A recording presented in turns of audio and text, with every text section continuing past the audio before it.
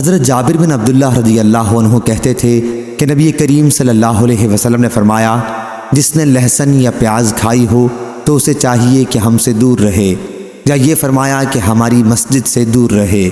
صحیح بخاری حدیث نمبر 5452۔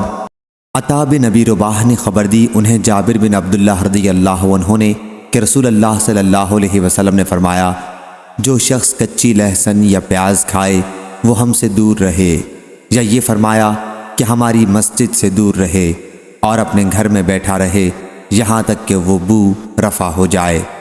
اور آپ کے پاس ایک طباق لایا گیا جس میں سبزیاں تھیں۔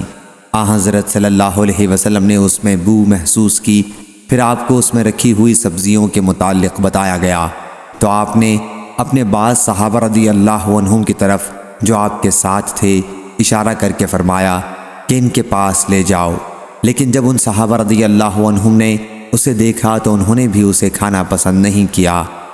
حضرت صلی اللہ علیہ وسلم نے اس پر ان سے فرمایا کہ تم کھا لو، کیونکہ میں جس سے سرگوشی کرتا ہوں تم اس سے نہیں کرتے۔ آپ کی مراد فرشتوں سے تھی۔